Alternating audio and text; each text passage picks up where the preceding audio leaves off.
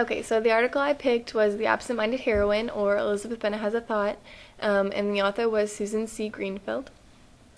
In this article, basically, Greenfield is discussing absence and uncertainty a lot.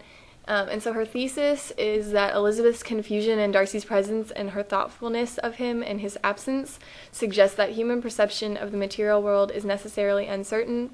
So basically all that means is that our perceptions of the world as humans they're kind of uncertain. Like, we don't really know.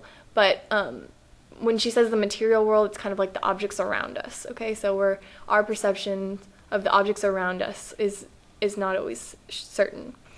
And then another thing that was kind of important to her article, so I kind of put it in here, is absent-minded.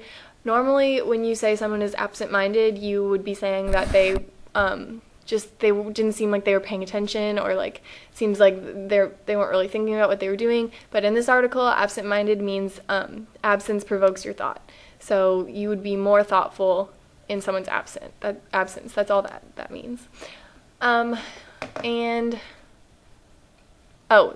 way that absence interplays into her thesis is that uncertainty is the absence of like knowledge. So, yeah. So there are three main points that I'm going to talk about. The first one is the link between absence and uncertainty. And in this point, it's less about Pride and Prejudice than it is just about you have to know these things in order to understand the rest of her article. But she talks about these things a lot, and they interplay with all her points. So I'm just going to talk about them here.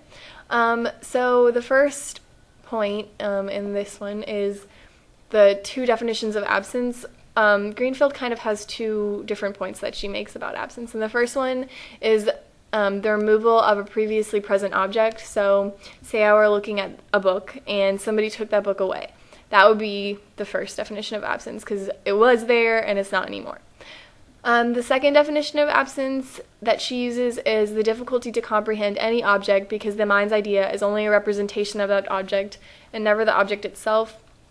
And that may seem kind of confusing at first, but if you think about it, it's kind of like language. Like words, they only represent things. They aren't the things itself, and that's kind of what she's saying about ideas. So like ideas and words are kind of the same. It only represents objects. It's never the object itself. So you can never comprehend an object because you only have the representation in your mind. You never have the object itself, which obviously is impossible.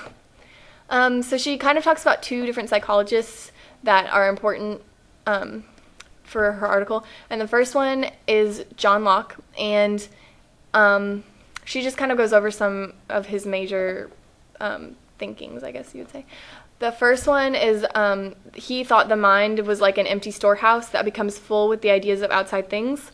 But he has the same idea of ideas that of the same point as the second definition of absence. So he's saying that ideas are like words and that they only represent things they name. And so even though you're filling your empty storehouse of a mind with ideas, they're only representations of things. They're not actual things. And then he's saying, therefore, external objects are always absent because you can't have a literal object in your head. You can only have the representation. And then this quote that is on this slide is just something that I thought would help to understand his point a little bit better, it just makes it easier to understand. He says, if I saw a man 1 minute since and am now alone, I cannot be certain that the same man exists now, and much less can I be certain of the existence of men that I never saw. So he's just saying that, like, after someone leaves, you can't really be sure that they still exist because you don't see them anymore. And then he's also saying that it's even harder to be certain of existence of people that you've never even seen before and that you don't even know. And then his last point was kind of that general truths keep people ignorant. So he's saying that people should base what they know off of their personal experiences and not off of general things that other people tell you.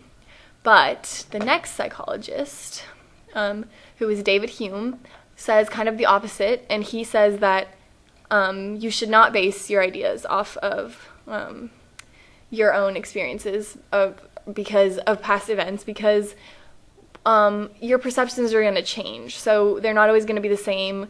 And so it's illogical to use knowledge of past experiences to think of future things, because he says that everything's going to change. And one of the quotes from him, okay, this is kind of shows us that. It says, even if we have pervasive evidence about a past object or event, Hume writes, it is illogical to extend this experience to future times and to other objects because the course of nature may change. So that just summarizes what I was just saying about how he thought that you shouldn't use your past experiences. And then another one of his points, this is one of the things that she quotes him saying in her article. It says, we are confined to a world of perceptions and enjoy no access to a world of objects existing independently of these perceptions. So he just says that your perceptions are the most important thing because without them you can't comprehend the world around you.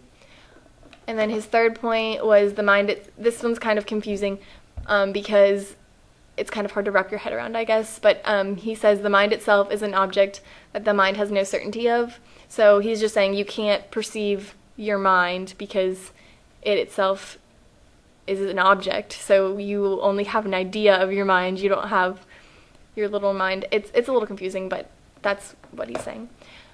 And then, okay, so now I'm going to go to the second point. This is where her main focus lies in her article. So this is like her main point. It's absence provokes thought. Okay, so my first subpoint is Darcy and Elizabeth's encounter at Pemberley. And this is when Elizabeth goes with her friends to look at Darcy's house because it's so nice. But she will only go after they assure her that Darcy is out of town and not there. But it turns out he is. So the first part is before she runs into him. She's talking to the housekeeper, Mrs. Reynolds, and she's hearing a lot of things that she didn't previously hear about Mr. Darcy, like about how he's so sweet, and she it's just a very different perspective than what she's used to from people looking at Mr. Darcy. And then she goes and looks at a portrait of him, and while she's looking at this portrait, she kind of, her thoughts are a little changed towards Mr. Darcy. So it says, this is from the book, it says, there was certainly at this moment in her mind a more gentle sensation towards the original than she had ever felt in the height of their acquaintance. So while she's looking at this painting of Darcy, and in his absence, she feels warmer towards him than she does in his presence. So his absence is provoking her to think and fall in love with him. Then when she bumps into him, she can scarcely look at him in the face. It says she scarcely dared lift her eyes to his face.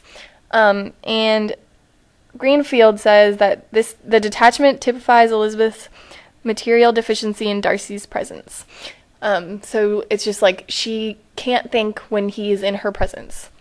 She doesn't feel the same way anymore. And then the third part is then after he leaves,